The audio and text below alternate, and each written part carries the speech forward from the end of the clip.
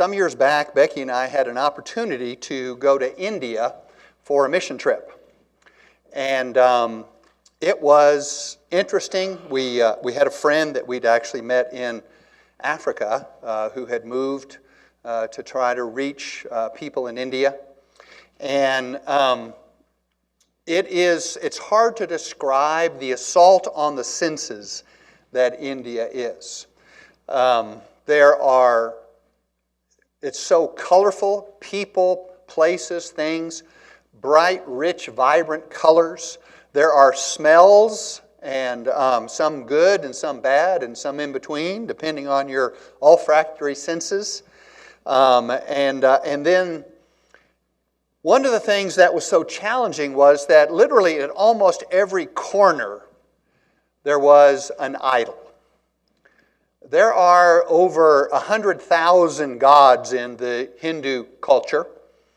And they just add along, and they're happy to add Jesus in. Some of them, yeah, we'll add. He seems like a fine fellow. Let's just throw him into the mix. We got the Ganges, we've got Ganesh, we've got Krishna, and little Jesus never hurt anybody, right? Much like Paul as he stood in Athens among the gargoyles and statues and found a statue to an unknown god, right? The Greeks as well, hedging their bets. It's always good, right, to make sure you got all your bases covered on your gods.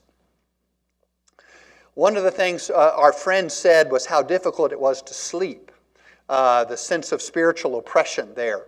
Because every building that's built has to be blessed by a Hindu priest.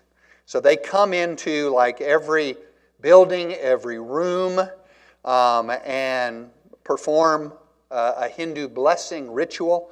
And so again, this idea, right, of the gods. Sometimes we look, Pastor Josh last week talked about the second commandment, and that's what we're looking at today, but from a slightly different spin today.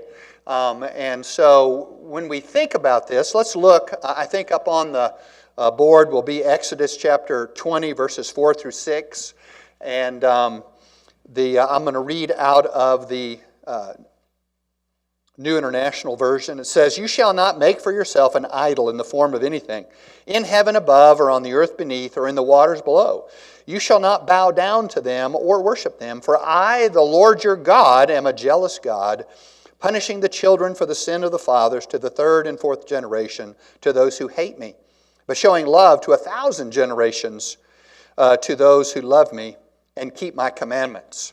Now, when we look at that, we think, well, that's certainly true in the Old Testament. There were a lot of different gods there.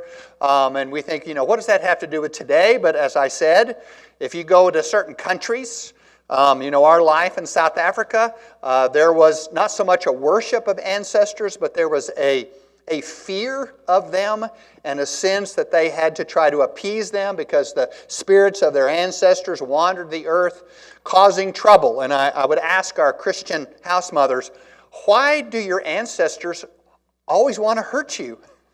I mean, it seems like that Grandma and Grandpa, unless you really did them wrong, that they'd want to help you out whenever they could. And they said, well, it's just that they're so cold in the earth and so hungry all the time.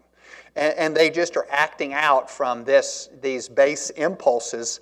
And so what they do is they take meals of food.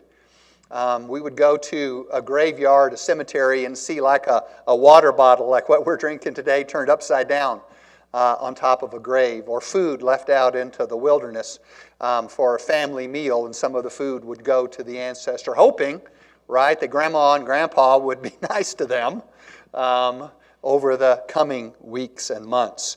But we think, hey, Kyle, I live right here in Haskell, Texas, right? There's no idols. What is an idol? An idol is any image, right, that reminds me of a power, right? And, I'm always surprised, like in Exodus when, they built the golden calf, right? They knew, right, they were using their own gold that they'd stolen or taken, plundered from the Egyptians, right? Making a god right in front of them.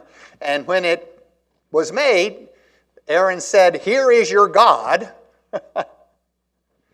And because they were afraid that Moses and God had forgotten about them, so they needed something to worship.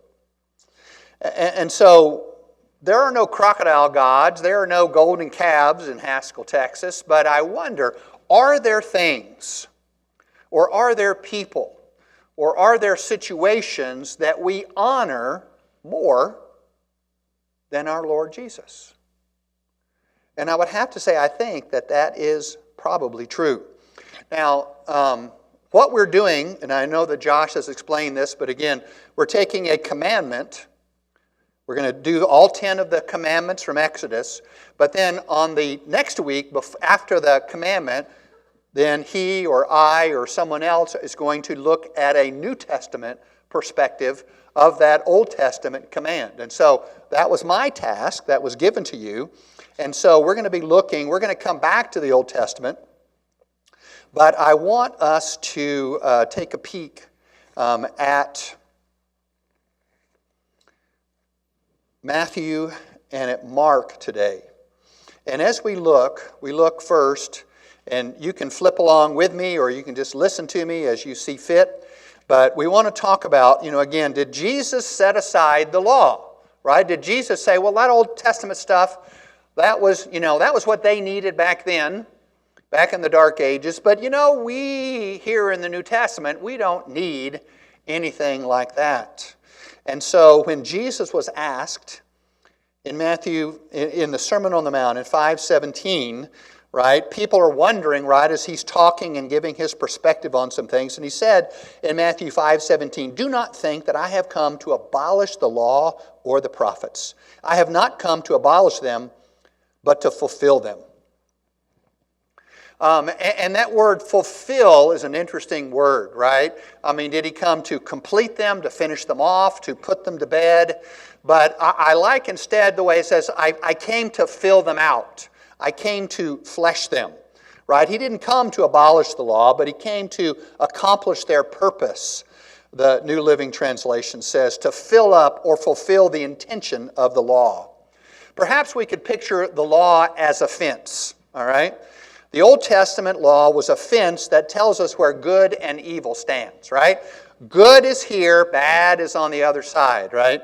And so it was good to have that, right? The law was light years ahead of what a normal society back in those days were, right? I mean, basically, the world existed. If you had a big enough army, or if you had enough people, you could overcome anybody else. Or if you were a stronger family and somebody hurt you, you could go back and wipe them out. We saw that with Jacob and his family when their daughter was attacked, that they just wiped out, a town, basically, the town's men, because they had the chance, right? And so it is much better to have the law, the fence, than to have chaos. Don't murder, don't steal. Man, that is great stuff. I mean, right? I mean, basic fence building kind of stuff. We need to have some laws that say don't murder, right? Don't steal, don't covet, and don't have other gods besides the one that we have now.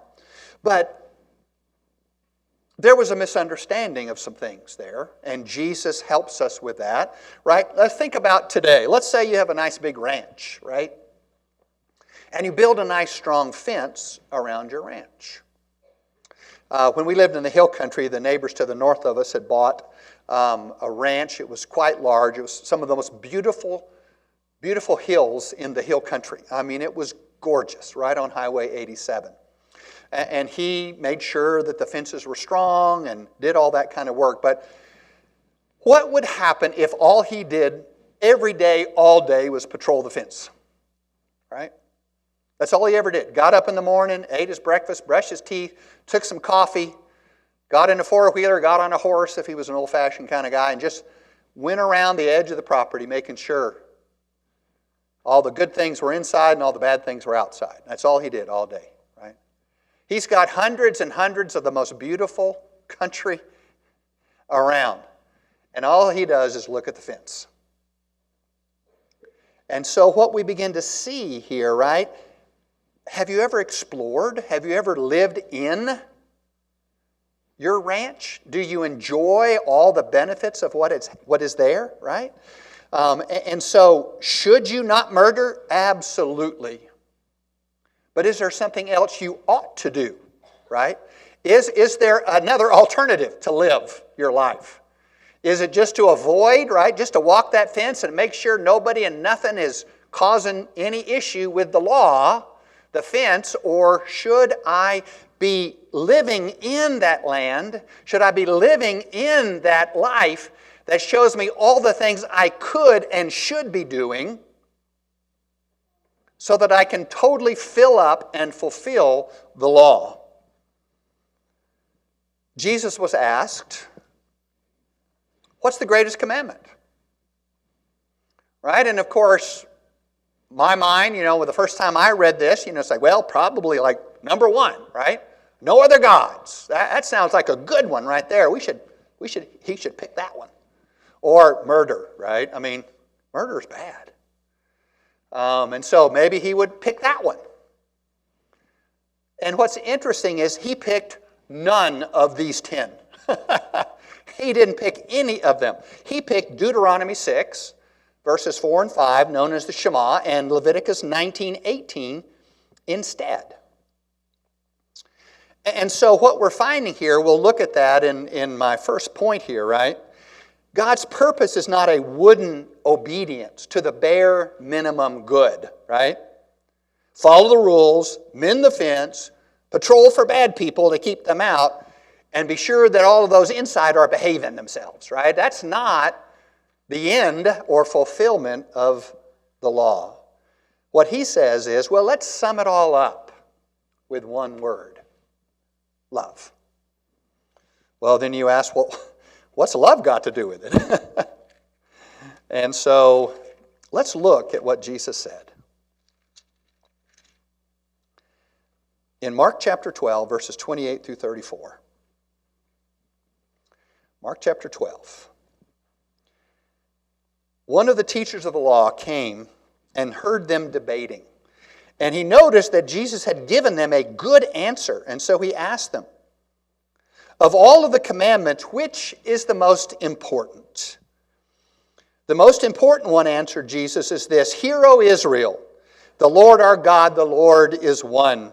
Love the Lord your God with all your heart, with all your soul, with all your mind, and with all your strength. And the second is this: love your neighbor as yourself. There is no commandment greater than these. Well said, teacher, the man replied. You are right in saying that God is one and that there is no other like him. To love him with all of your heart and with all your understanding, with all your strength, and to love your neighbor as yourself is more important than all burnt offerings and sacrifices. And when Jesus saw that he had answered wisely, he said to him, You are not far from the kingdom of God. And from then on, no one dared ask him any more questions. And so for Jesus to look at the commandments, to look at all of the Old Testament, and working through as he is preaching and teaching, right? And then in Mark 12, we know that this is toward the end of his earthly life. And he's asked this. And so he said the first thing that you should do, right, is love the Lord. To love, the word agape, a loyal, sacrificial love for God. That we would give him everything you are and everything that you have. I like John Piper in his book, Desiring God. He talked about this greatest commandment, and he said, the heart is the center of your affections. And so to love God with all your heart means that you would find in God a satisfaction so full that it fills up all of your heart, right? A satisfaction, right? Love God with all your heart, that you are satisfied. Your heart is full and satisfied because you have Him and He has you. With all your soul, the dwelling place of your will. To love God, John Piper says, with all your soul means to find in God a meaning so rich and so deep that it fills up all of your aching corners of your soul, that all your passions and your desires are fulfilled in Him and in following Him. And then with all your mind, your intelligence, right? To love God with all your mind means to find in God the riches of knowledge and insight and wisdom that guide and satisfy all that the human mind was meant for. Use your brain. Dallas Willard was often quoted as saying, Jesus was the smartest man who ever lived. A lot of people in the world don't realize that. I'm not sure that many Christians realize that. Jesus was the smartest man who ever lived. He was a brilliant man. And you and I, we think many of the greatest scientists in history were people who were believers. And others had to come to recognize that.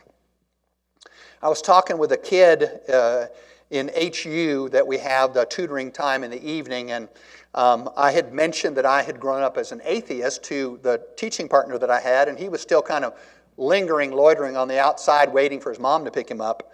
He said, "Did I hear that you're an atheist?" And he said, I said, "Yes, I was." He said, "I'm an atheist, me and my dad."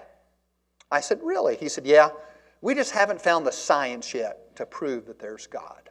And I said, "Well, I have seen some science, and it's worked out well for me. You might want to consider that." And I just left it there. Again, he's like in 6th or 7th grade, and I'm not going to debate the origins of the universe or the presence and existence of God at this point. And really, a lot of times, it really doesn't do a whole lot of good. It didn't do any good with me, I know, because I was debated ad nauseum. I was told terrible things about places that I was going, and I was happy for the journey. What killed me was love. They ate me up by loving me every day. So with all your strength, your physical capacity, love God with all your strength means to spare no strain of exertion, to put yourself in a position to see the all-satisfying grace of God poured out on you and through you. So you see that when Jesus voiced that command, known as the Shema, every Jewish person said this prayer every day, and "Hear, O Israel, the Lord is one. Love the Lord your God." They said that every day. And so what Jesus said, hey, if I love God more than anything, I've got those first 4 commandments taken care of because they're centered on who God is. And then he said, the second is like this, love your neighbor. I'd like to say it, love your neighbor and yourself. When he says to love your neighbor as yourself, again, the same way, that is the next 6, right? If I look out for other people, right? If I love my neighbor, and who is my neighbor, he was asked, a guy wanting to get out of it.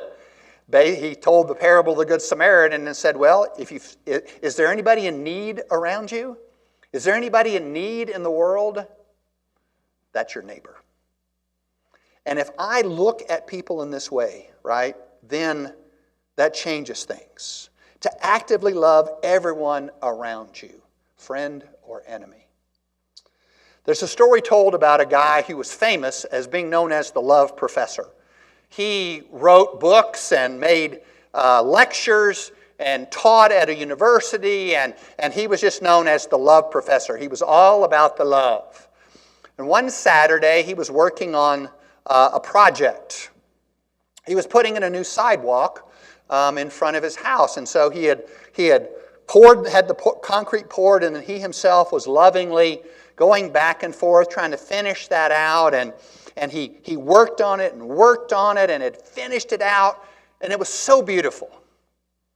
And then a kid from a neighborhood ran through it all on his way to the next yard, and the love professor started yelling and screaming at this kid, cussing at him, just saying terrible things, and the other neighbor said, "What are you doing? You're the love professor." And he said, well, you know what? It's easier to love in the abstract than in the concrete. Isn't that the problem? Man, oh yeah, loving my neighbor, no problem. Oh, well, you don't mean him, right? You don't mean her. You don't mean them, right? I mean, it's easy, right? Loving the world is easy. Loving this guy, not as easy as we think. Real religion, Dallas Willard says in The Divine Conspiracy, is to understand Jesus' teaching. We must realize that deep in the orientation of our spirit, we cannot have one position toward God and a different one toward other people. We are a whole being. Our true character pervades everything that we do, right? We recognize that other people count, that they're important. And if I say that I love God, but I hold hatred or anger or frustration or prejudice in my heart toward other human beings, what I'm saying is it's not real, right? Dallas Willard says, you are one being. And 1 John says the same thing. Long before Dallas Willard ever came onto the earth, the Apostle John said, right, you got to love people, right? If you say you love God, but you hate your neighbor, the love of God does not dwell in you, right? You cannot do one or the other. A righteous person rightly relates to other people, right? We know that we have to be with other people. We have to help them. We have to be helped by them in their humanity, their giftedness, to put their experiences and our experiences together, helping one another, and we become a person who understands how to apply and fulfill the law of God by loving our neighbor as ourselves. To love God and to love our neighbor is built, though, on also an acceptance of one's worth before God, right? As we sang these songs, right? I mean, Jesus died on the cross for me, right? So what does that say about God's perspective on my value, right? Jesus died for you. And you need to understand that you have great, infinite value. That God says, I want you in my family, you personally in my family. I want you to follow me as Savior and Lord, and I want you to go out into the world. Hey, I'm going to give you a job. I'm going to give you something to do. To go into all the world and make disciples and preach the gospel until He comes. I'm going to trust you because I love you. And I'm not just going to trust you, I'm going to give you myself through my Holy Spirit that you might be empowered to be with me and to go out from me into the world to speak the truth. The kingdom is going to come. The kingdom has already come and it's growing around the world. Some places more than others because sometimes we don't cooperate with what our assignment is. But it's not going to come through power. It's not going to come through hate. It's not going to come through anger. It's not going to come up by eliminating our enemies. It's going to come by love. The golden rule is what it's called in Matthew 7:12. So in everything, do to others what you would have them do to you. For this sums up the law and the prophets. And so I wonder what would happen, right? Do unto others as you would have them do to you. What would happen if you pictured yourself as being the person in front of you? Your boss, your employee, your spouse, your child, your neighbor, the Walmart cashier, someone who is poor, someone who is an immigrant. What if it was you? How would you want to be treated? Isn't that what that says? If I was that person instead of me, how would I want somebody who looked like me to treat me when I have that opportunity, see? And it changes our whole perspective, the whole dynamic of this. And so I say this, now it's time for my sermon. Because what you've got so far is an understanding the New Testament has to say, right? Josh didn't get to do that a couple of weeks ago, and so I thought, well, I need to make sure I lay this groundwork. This is the foundation, right, on what we have. So now, let's start the sermon. Take a deep breath. All right, let's see what this guy has to say. Well, let's look in Matthew chapter 6. Right? We've seen that love has to do with it, right? Love is the thing that we are to do. And so now, as we look at what Jesus has to say about that second commandment, to make no idols, right? And to have them in our lives. And so as we look, we see in Matthew 6, verses 19 through 24, "Do not store up for yourselves treasures on earth, where moth and rust destroy, and where thieves break in and steal. But store up for yourselves treasures in heaven, where moth and rust do not destroy, and where thieves do not break in and steal. For where your treasure is, there your heart will be also. The eye is the lamp of the body, and if your eyes are good, your whole body will be full of light. But if your eyes are bad, in other words, what you're looking at, your whole body will be full of darkness. If then the light within you is darkness, how great is that darkness?" And here it is. "No one can serve two masters. Either will hate the one and love the other, or he will be devoted to the one and despise the other. You cannot serve, you cannot worship both God and mammon," often translated as money. And so it's interesting here as we look in Matthew 6, as we see what Jesus had to say about that second commandment. And what he does is he creates this contrast of two choices, right? The world is not about multiple options and choices. It's really about two. And he says, we're talking about the earth or we're talking about heaven. Where's your treasure? On earth or in heaven? Are you a person full of the light of God's life and love, or are you full of darkness and selfishness and greed? Two choices, and only two. Love God or mammon. Mammon is a transliteration of a word in Hebrew, which means what is stored up or what is entrusted, okay? So when you think about it, again, I like mammon better than money because as money we tend to think of only one thing. Now money represents a lot, right? But mammon is things that I've been entrusted with, right? What is stored up in me. And so now think about mammon as being like the entirety of your existence, right?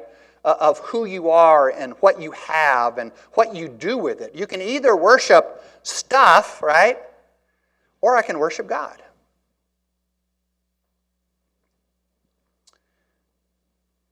So I brought with me, I think, a great illustration. You know, and I appreciate chemistry, so I have some dynamite here, right? Alfred Nobel gave us dynamite. Dynamite is awesome stuff. I mean, it is so useful. If you've driven anywhere around the country, right, you have probably seen where the road is not nearly as hilly as it could be. And why was that? Well, because somebody, some nice fellow, drilled a bunch of holes into some rock, and he threw down some dynamite, or now they don't use that because it's too volatile, right? It leaks and degrades and blows up accidentally. It's kind of awkward. And so TNT and then ANFO, we've got some modern versions. But somebody drilled some holes and dropped something like dynamite down in there. And then they backed away. Not the old-fashioned, not like, you know, the Coyote and Roadrunner or like Bugs Bunny, but, you know, wires and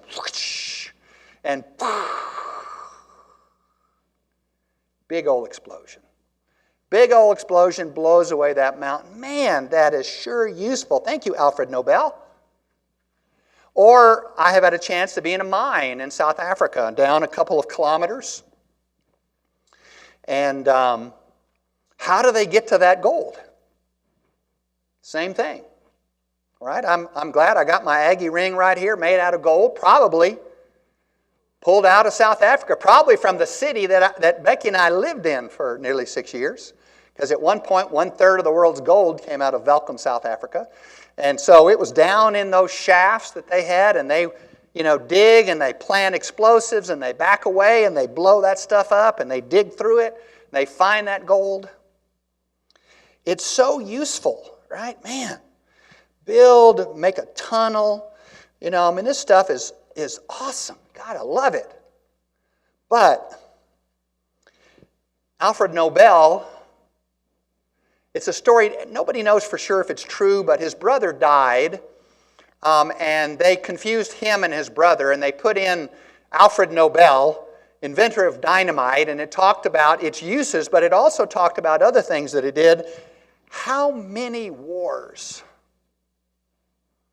have been won or lost over the years with explosives? How many men and women and children have died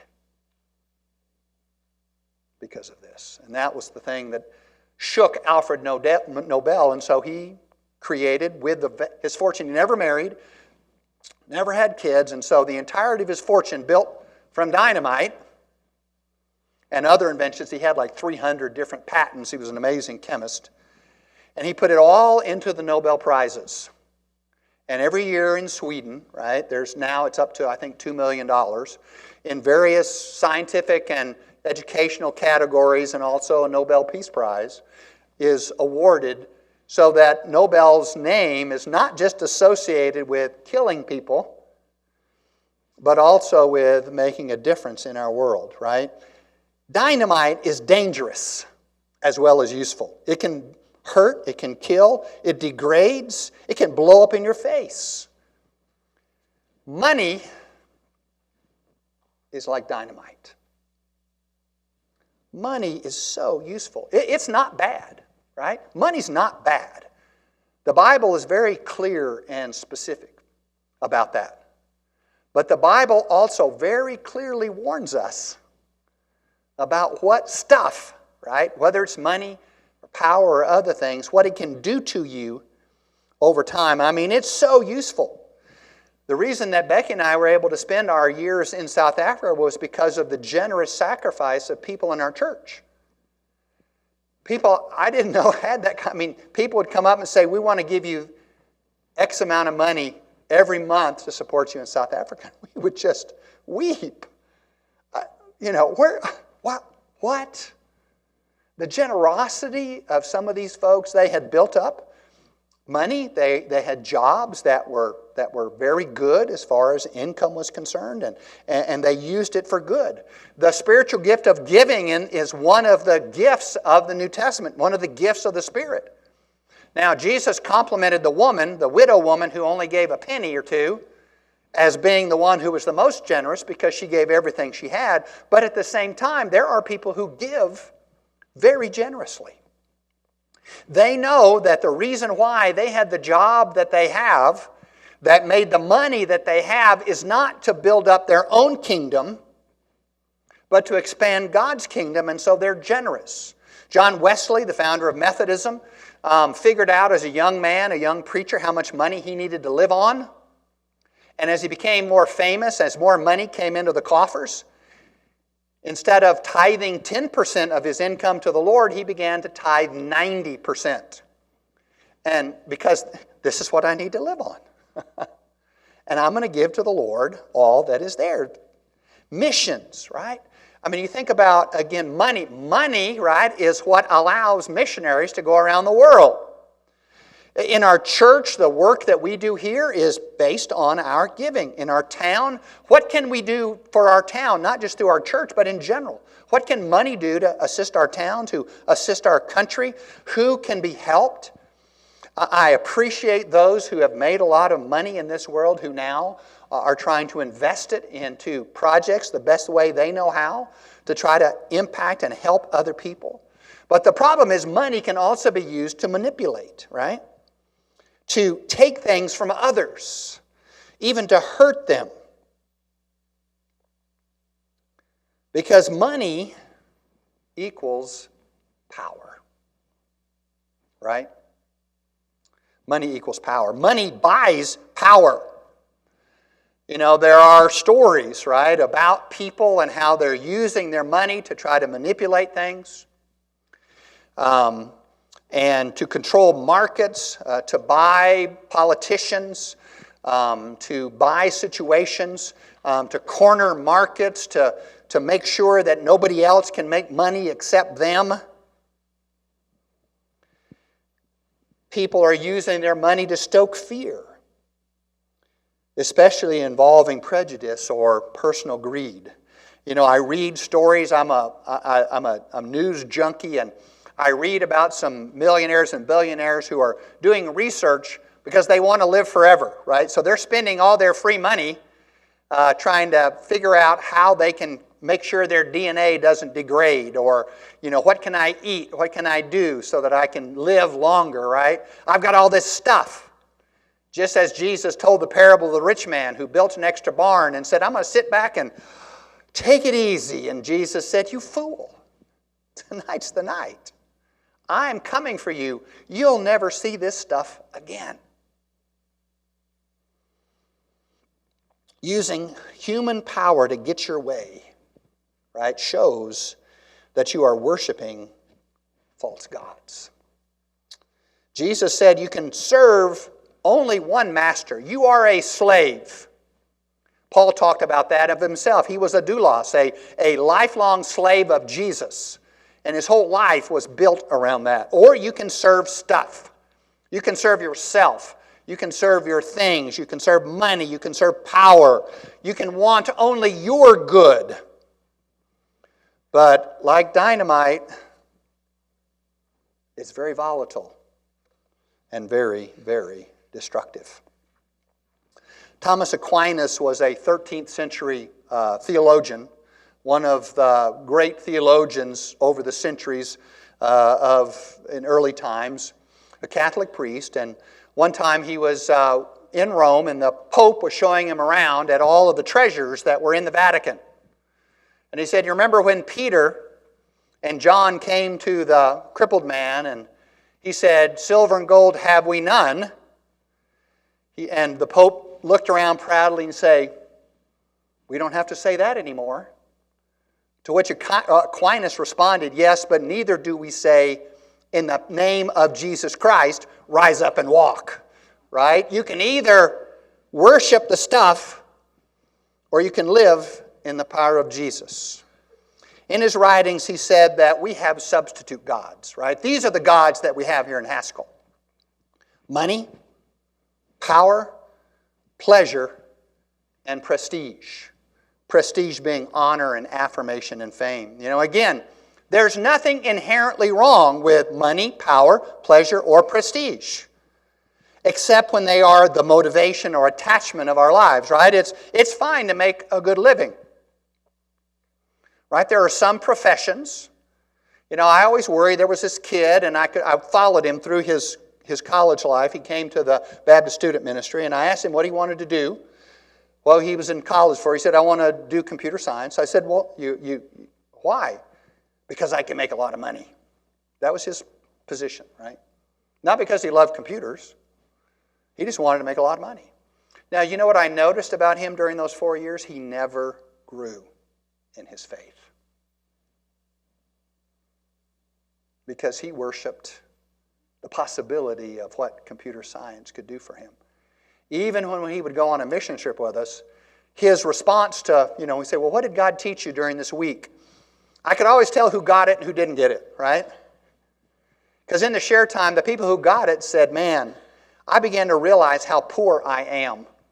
These people who worship in a shack with a kerosene light and a guitar that isn't worth $20, or as we have in Africa where the bicycle axle was the only instrument, right? We learn, wow, we are so poor. They have Jesus, and they have Him to the full. And then there would be those others that say, I just realized how blessed I am because I've got stuff. I'm just so blessed. I was like, okay, I've got some work to do with you. You missed the point. And there is a reason why most of Christianity's expansion today is happening in the southern hemisphere. Because they don't have stuff. They don't have even a possibility of a false god that the rest of our New Testament world has, right? These gods promise freedom, but they end up imprisoning us. Well, great care and strong discipleship, right? Pleasure, the same thing. Man, is it okay to, on Saturday morning, you know what I love? A good cup of coffee. It just makes me feel good about life, you know? And when it's get warmer, to sit on my back porch or to be able to take our trailer. We have a trailer. And we go out to a state park, and I can sit out with my coffee or my book, or I can get in that lake, and I can enjoy it. There's nothing wrong with pleasure. There's nothing wrong with power. I have power as a teacher. So I always remind my students, you have limited civil rights. I'm sorry. Well, that's not fair. It's like, buddy, life's not fair. I have limited civil rights too. I work for the superintendent and the board of, trustees. You work for me. I get to tell you what to do, right? I have power. And we can have prestige as well. It's not bad to be the fastest man in Haskell County. It's not bad, right, even to be on the cover of a magazine. It's not bad, right? But what do we do with this stuff? What do we do with our money, with our power, with our pleasure, our prestige? Is it just for me? Am I greedy for attention and approval? Do I want to control everybody and everything? That somehow we have a divine right to manipulate and control others? Let's just say, that I want to win a state championship. Pick a sport. Football, basketball, baseball, right? And I want to win. I want to win at all costs. And so I hire a guy who will give me the championship. Now, he's the football coach, though, who uses cut blocks to tear up the knees of the opposing players, right? Or he's the basketball coach that says, that's their leading scorer. Your job is to elbow them and break their jaw. Or the baseball player, the baseball coach that says, I want you to cleat their shortstop when you slide into second base. That's how we're going to win. And so at the end of the season, you have a state championship.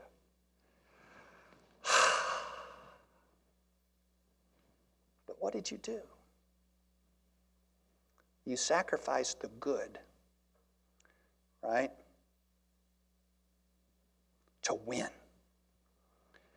And I see that even today. I myself have been a victim of this. People who use, right? The problem is people who are really good at manipulating powerful and are powerful, they tend to be people who are not the kind of folks I'd want to hang out with my children. They tend to be kind of immoral. And so they think, you know what? But if they win, we win, right? I've seen that in religion. We look now in the back over these last 40 or 50 years, and we see that there have been men and women, right, who have supported causes that we believe in, but they have been the kind of people who are destructive in their habits, who hurt and maim, right? And I know that's true in religion. I don't have any clue about politics that much. I know what I can see, but I don't know it personally. But I know that when I stood up to disagree with some points about things, it's like, but is that what Jesus would do? You know what happened? The next thing I knew, lots of shots were fired in my direction. I got wounded a bunch. Right? Because all my life, I was dumb enough as an atheist turned Christian that when I read the Bible, I said, I guess this is what I should do. And I tried to do it. I haven't been 100% successful. I've made some choices along the way that weren't as good as others, but my life has been, right? If it says it, it's good enough for me. But there are others who, again, use that power. And maybe we win, right? Short term. But think about, for example, because the only thing that really matters really is Jesus at this point in the United States. American Christianity is kind of dissolving around us with some pockets of resistance. And you know why? Because people just aren't impressed with Christians. Because they're not impressed with the people that we have trusted to guide us to victory. Because they don't look anything like Jesus. They don't act anything like Jesus. And then what happens? We also begin to not act like Jesus. I mean, the Old Testament is full of situations. You know, you go back, the Bible wasn't just about thou shalt nots. You look back in Exodus 23. I've got all kinds of Bible marks here. In Exodus 23, right, it says, don't follow the crowd into doing wrong. When you give testimony, don't pervert justice by siding with the crowd. If you come across an enemy's ox or donkey, be sure you take it back to him. If you see or someone else you hate who's fallen down under its load, don't leave it there. Be sure you help him with it. Don't deny justice to your poor people in their lawsuits. Have nothing to do with a false charge. Don't put an innocent or honest person to death, for I will acquit the guilty. Don't accept a bribe, for a bribe blinds those who see and twist the words of the righteous. Don't oppress a foreigner. You yourselves know how it felt to be aliens, to be foreigners, to be immigrants, because you were slaves in Egypt. And then in Isaiah, again, right before the Jews were about to collapse, Isaiah verses 2 through 10, day after day they seek me out. They seem eager to know my ways, as if they were a nation that does what is right and have not forsaken the commands of its God. They ask me for just decisions and seem eager for God to come near them. Why have we fasted, they say? We followed the rules, and you haven't seen it. Why have we humbled ourselves, and you've not noticed? And Isaiah, the Lord speaking through Isaiah, on the day of your fasting, you do as you please. You exploit your workers. You take advantage of people who work for you. Your fasting ends in quarrels and strife, striking one another with wicked fists. You cannot fast as you do today and expect your voice to be heard on high. Is this the kind of fast I have chosen? Only a day for a man to humble himself? Is it only for bowing one's head like a reed or for lying on sackcloth and ashes? Is that what you call a fast? Is not this kind of fasting I have chosen? Instead, to loose the chains of injustice, to untie the cords of the yoke, to set the oppressed free, to break every yoke. Is it not to share your food with the hungry and to provide the poor wanderer with shelter? When you see the naked, you clothe him, and not to turn away from your own flesh and blood. If you do this, then your righteousness will go before you like light breaking before the dawn. Living out what you say. And of course, that was the problem. They didn't. And they paid the price. In Matthew 7, verses 5 through 7.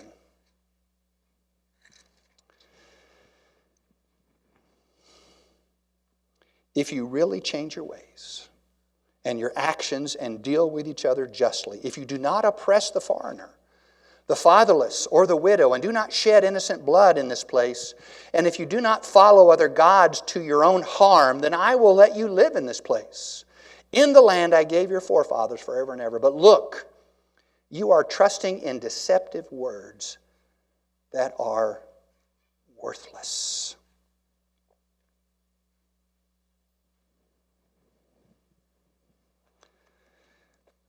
As we look at this, they had good theology, right? They fasted, they prayed, they went to all the sacrifices, but they weren't transformed.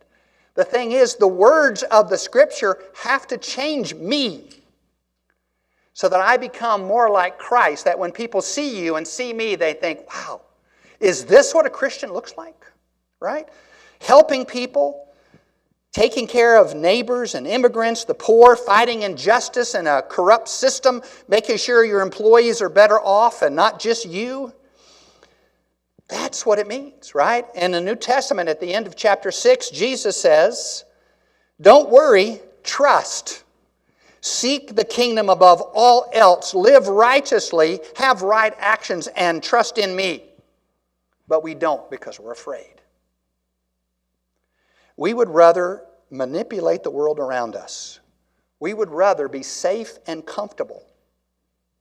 We would rather worship the false god of mammon than to do what Jesus commanded. Because it's a lot easier to control what other people do Then it is to love God, love your neighbor, and make disciples. So what do you want? Don't make false idols. Don't make false gods. Don't love mammon. Don't love the stuff. Don't love the heady power that comes with the stuff. Don't love yourself alone, but love the Lord with everything you have. And love your neighbor as if he was you. Care for him the way you want to be cared for by the people around you. And so the question is, the invitation, the opportunity that comes at the end of a service in a Baptist church is, who do you love? What do you love? Does your life center around the character and actions of Jesus? Or do substitute gods control and poison you? Are you allowing your fears and your prejudices to define you? Or will you risk everything and truly trust Jesus? That's the question. That is what life is all about. In my quiet time, I have this prayer. Father, help me to live this day to the full, being true to you in every way. Jesus, help me to give myself away to others, being kind to everyone I meet. Spirit, help me to love the lost, proclaiming Christ in all I do and say. Amen.